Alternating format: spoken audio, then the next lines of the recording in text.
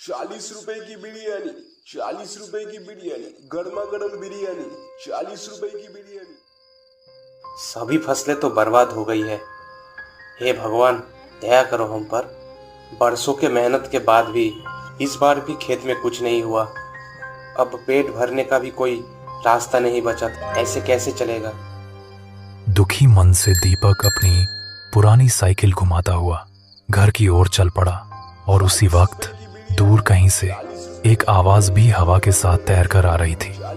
दीपक कुछ दूर आगे बढ़ते हुए खड़ा होकर उसने देखा गांव के कुछ लोग बिरयानी के ठेले के पास खड़े होकर बिरयानी खरीद रहे हैं। वो सोचने लगा, कब तक लोगों को डराकर धोखा देकर कमाएगा ये? किसी को तकलीफ पर खुश होने वाला कभी आगे नहीं बढ़ता। जिस दिन सच सामने आएगा उस दिन सब देखेंगे। मिलेगा गर्मा गर्म बिरयानी, ले लीजिए ₹40 की।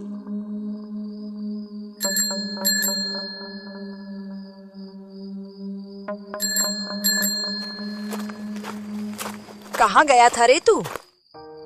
क्या बताओ माँ, खेत में गया था। फसल बिल्कुल नहीं हुआ इस साल, सब बर्बाद हो गया है। अब पता नहीं घर कैसे चलेगा। चावल खरीदने के लिए भी पैसे नहीं बचे हैं। तेरे बापू के जाने के बाद से सब खाली खाली लगने लगा है। ना खेत में कुछ होता है, ना घर में कोई आमदनी होती है। घर के कोने में एक लालटेन टिमटिमा रहा था। खिड़की से आती ठंडी हवा जैसे उनके दुख को छूकर गुजर रही थी। कुछ देर तक माँ और बेटा दोनों चुपचाप जमीन पर बैठे रहे। सुन, एक बात कहूँ, तेरे बापू जहाँ बिरयानी बेचते थे, तू वहीं जाकर ठेला लगा ले। मैं बना दूंगी बिरयानी। पर माँ, मैं बिरयानी कैसे बेचूंगा अगर लोगों को पसंद नहीं आया तो? और अगर हमारा काम नहीं चला तो? अरे बेटा, तेरे बापू का नाम था उस बिरयानी से इस गांव में। गांव के लोग आज भी याद करते हैं उनका स्वाद। यहाँ तक कि गांव वाले ये भी बोलते हैं, तेरे बाबा के जाने के बाद उनके जैसा बिरयानी अभी तक कोई भी बना नहीं पाता है। तू बस कोशिश कर बेटा, भगवान जरूर साथ देंगे। लेकिन माँ, अगर फिर से वही पुरानी रुकावटें आई तो? अगर फिर कोई परेशानी हुई तो? कुछ नहीं होगा बेटा, भगवान पर भरोसा रख। जो भी होगा अच्छा ही होगा। कल शाम मैं खुद बना दूंगी बिरयानी, तू बस ले जा ठेला। हाँ माँ, ठीक है, जैसा तुम कहो। गर्मा गर्म बिरयानी लीजिए, खाइए। ₹40 की बिरयानी, इससे सस्ती कहीं और नहीं मिलेगी। गर्मा गर्म बिरयानी ले लो, खा लो, ले जाओ। ₹40 की बिरयानी, ₹40 की बिरयानी। गर्मा गर्म बिरयानी लीजिए, खाइए। इससे बढ़िया बिरयानी कहीं नहीं मिलेगा। ₹40 की बिरयानी, इससे सस्ता और अच्छा कोई और खाना नहीं। गर्मा गर्म बिरयानी ले लीजिए। उनका ठेला लाल बल्ब की रोशनी में चमक रहा था। कुछ लोग वहां खड़े थे, लेकिन किसी के चेहरे पर खास दिलचस्पी नहीं थी। तभी अचानक सड़क के उस पार से एक नई आवाज आई। ₹50 की बिरयानी, ₹50, सिर्फ ₹50 में असली बिरयानी। आओ, खाओ, आकर खुद चख कर देखो। नकली बिरयानी नहीं, यहाँ आकर असली बिरयानी खाओ। सबके सिर उस दिशा में घूम गए। दीपक वहीं खड़ा था, अपने पिता की पुरानी जगह पर। सामने बिरयानी का हांडी रखा था, जिससे गर्म धुआं ऊपर उठ रहा था। अरे, ये तो शंभू का बेटा है ना? ये तो दीपक है ना? उसने फिर से दुकान खोल ली क्या? एक पल में माहौल पूरा बदल गया। केन, जो लोग पहले वाले ठेले के पास खड़े थे, वे दौड़ते हुए दीपक के ठेले की ओर चले आए। वाह वाह, बहुत बढ़िया है। लड़का अब अपने बाप जैसा ही बिरयानी बनाएगा। और बिरयानी दिखने में भी तो बिल्कुल शंभू जैसा लग रहा है। दीपक बेटा, तुम्हारे पिताजी कैसे थे रे? तुम लोगों ने तो बहुत कष्ट झेला होगा ना उनके जाने के बाद। दीपक कुछ पल के लिए चुप रहा। उसकी आंखों में पुरानी यादें तैरने लगीं। फिर धीरे से उसने सबकी ओर देखा और बोला, मेरे पिता सिर्फ अच्छे रसोइये नहीं थे, बल्कि बहुत अच्छे इंसान भी थे। लेकिन अच्छा इंसान होना ही सबकी मोहब्बत पाने की गारंटी नहीं देता। कुछ लोग उनकी अच्छाई भी बर्दाश्त नहीं कर पाए। पूरा माहौल एकदम शांत हो गया। दीपक की आंखों में अब अजीब सी आग थी, शायद दर्द की और शायद प्रतिशोध की। आप सबके प्यार और बड़ों की आशीर्वाद से ही पिताजी का धंधा बहुत अच्छा चल रहा था। आप लोग जानते हैं वो कितने नेक इंसान थे। लेकिन तभी खबर आई जेल से कोई छूट कर वापस आया है। वो है महातो और उसका साथी जग्गा, जो नकली बिरयानी बेच रहा है। गांव के कुछ लोग धीरे धीरे पास आकर खड़े हो गए। उन सब की निगाहें दीपक पर थीं और सब चुपचाप दीपक की बात सुन रहे थे। गांव का गुंडा फिर से वापस आ गया है। सुना है अब वो अच्छा इंसान बनना चाहता है, इसीलिए उसने एक बिरयानी की दुकान खोली है। मैंने सोचा अच्छा है, एक अच्छा इंसान बनने की कोशिश कर रहा है, लेकिन उसने दुकान खोली कहाँ? ठीक मेरे बापू के दुकान के पास। आओ खाओ खाओ, गर्मा गर्म बिरयानी खाओ, सिर्फ 50 रुपए। खा के जाओ, चख कर देखो, इससे बढ़िया कहीं नहीं मिलेगा। अब शंभू की आवाज में एक अजीब सी मिठास थी।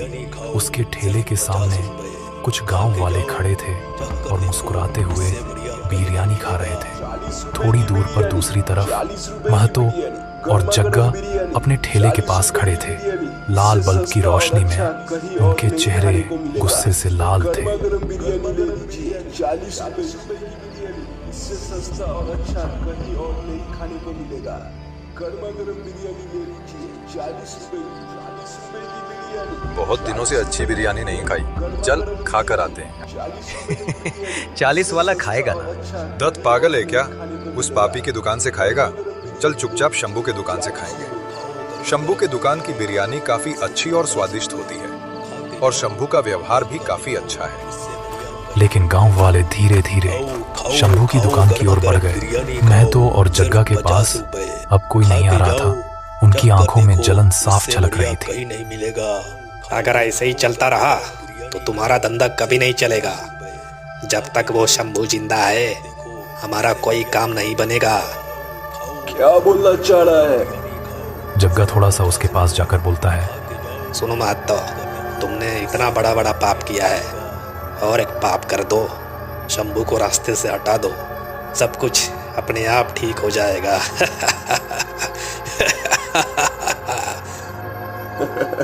सही कहता है तू जग्गा। जब तक वो जिंदा है मेरा धंधा डुबाते रहेगा। बस एक रात का खेल होगा, फिर शंभू का सारा खेल खत्म। महतो के होंठों पर एक शैतानी मुस्कान फैल गई। जग्गा की आंखों में भी वही शैतानी लालच और उत्साह चमक उठा। ठंडी हवा अचानक और ठंडी हो गई और उस रात की खामोशी में एक अनहोनी की गंध तैरने लगी।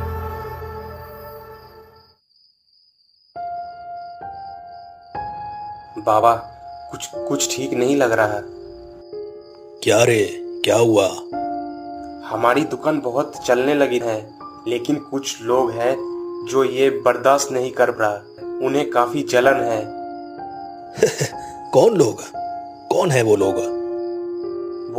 वो महातो और जग्गा बहुत खतरनाक आदमी है। गांव के सब लोग आपको प्यार करते हैं, क्योंकि आप सिर्फ अच्छा खाना नहीं बनाते, बल्कि अच्छे इंसान भी हैं। लेकिन यही प्यार उन्हें सहन भी नहीं हो रहा। बेवकूफ लड़के, लोगों का प्यार ही तो हमारी ताकत है। इसके बिना कोई कारोबार नहीं चलता है, समझा? लेकिन सब आपको प्यार नहीं करते बाबा, थोड़ा संभल कर रहना पड़ेगा हमें। भगवान है ना बेटा, सब ठीक हो जाएगा। तू बिल्कुल भी चिंता मत कर। चल, रात काफी हो चुकी है, सोने चलते हैं।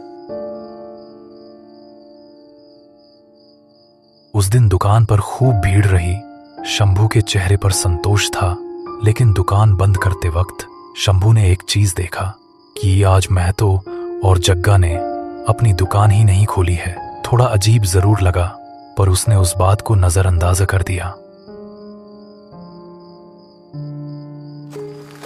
रात गहराने लगी, हल्की ठंडी हवा बह रही थी और अंधेरे में कहीं कुछ बुरा होने की आहट आ रही थी। तभी अचानक एक सख्त हाथ ने शंभू का गला पकड़ लिया। छोड़, बचाओ, कोई तो बचाओ। शंभू तड़पते तड़पते कुछ बोलने ही वाला था कि तभी सामने महतो आया। उसके चेहरे पर वही शैतानी हंसी थी। क्या हुआ शंभू? कुछ बोलेगा तू? कुछ बोलेगा? शंभू की आंखें फैल गईं, उसकी सांस अब रुकने लगी। अब ना तू रहेगा ना तेरी दुकान। अब इस गांव में सिर्फ एक ही बिरयानी की दुकान रहेगी, महातो की बिरयानी की दुकान। महातो की 40 रुपए में बिरयानी, 40 रुपए में बिरयानी। इतना कहकर महतो ने एक ही झटके में शंभू के पेट में चाकू घोंप दिया। शंभू जमीन पर गिर पड़ा, उसका खून मिट्टी में मिलने लगा। महतो और जग्गा मिलकर शंभू की बेरहमी से हत्या कर दी। वो रात का अंधेरा शंभू की आखिरी सांसों को निगल गया।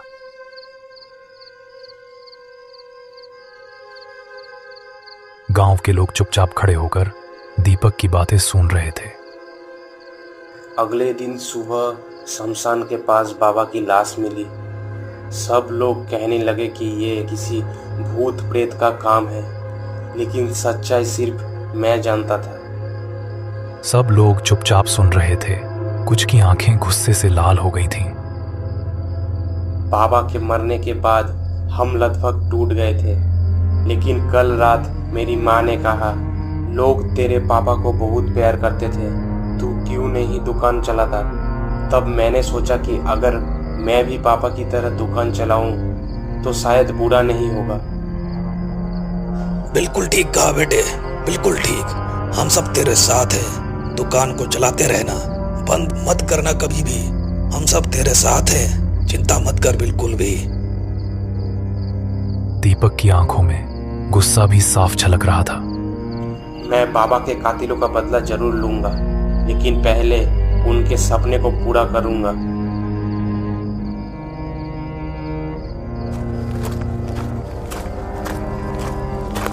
सबने दीपक को दिलासा दी और धीरे धीरे दुकान से चले गए। रात बहुत गहरी हो गई थी, चारों ओर सन्नाटा था। दीपक को लगा कि अब कोई गांव वाला बिरयानी खाने नहीं आएगा, लेकिन फिर भी उसके मन में थोड़ी खुशी थी, क्योंकि आज कुछ लोग तो उसके यहाँ से बिरयानी खाकर गए थे। वह अपने पापा की तरह एक अच्छा बिरयानी वाला बनना चाहता था। दुकान बंद करके दीपक घर की तरफ बढ़ने ही वाला था कि ठीक उसी समय कहाँ जा रहा है? क्या सोच रहा है? आज तू घर नहीं जा पाएगा, है ना जग्गा? हाँ सरदार, बिल्कुल सही कहा। देखो काका, जो तुम कह रहे हो उसका बदला मैं जरूर लूंगा। पहले घर की कुछ दिक्कत ठीक कर लूं, फिर मैं तुम्हें देखूंगा। अरे सुन जग्गा, इस छोटे बच्चे की बात सुन रहा है?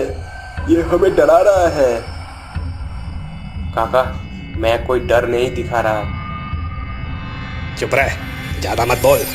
बाप से भी ज्यादा बड़ी बातें करने लगा है तू।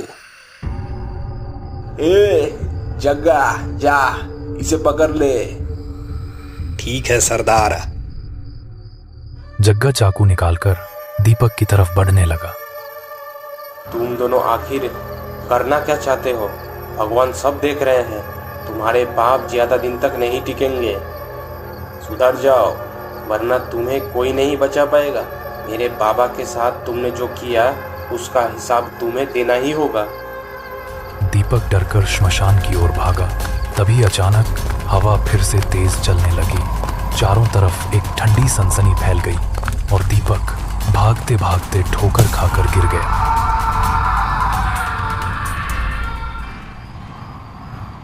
उसी हवा के बीच से अचानक एक काला साया दिखाई दिया। महतो और जग्गा वहीं रुक गए। उनके चेहरे पर डर दिख रहा था। वे उस काले साए की ओर डर से घूरने लगे। बाबा बाबा बाबा तुम यहाँ? अरे बेटा, मैं ही हूँ। तू डर मत, मैं तेरे लिए ही आया हूँ। इन दोनों का पाप अब बहुत बढ़ गया है। अब इनका इस धरती पर जिंदा रहने का कोई हक नहीं बचा है, इसीलिए मैं आया हूँ। तू डर मत बेटा। नहीं नहीं, तू जिंदा कैसे है? नहीं नहीं नहीं, ये मैं नहीं मान सकता। हाँ, मैं ही हूँ रे मूर्खों। तुम लोगों ने मुझे मार डाला था, जबकि मैंने तुम्हारा कोई बुरा नहीं किया था। अब तक तुम लोगों ने एक भी अच्छा काम नहीं किया है, और आज तुम मेरे बेटे को भी मारने जा रहे थे। अब तुम्हें जिंदा रहने का कोई हक नहीं है। दीपक बिना पलक झपकाए अपने पिता की आत्मा को देख रहा था। हमें छोड़ दो, दया करो हम पर, छोड़ दो हमें। हम तुम्हारे बेटे को कुछ नहीं करेंगे, उसे छोड़ देंगे। बस हमें जाने दो। अब बहुत देर हो चुकी है।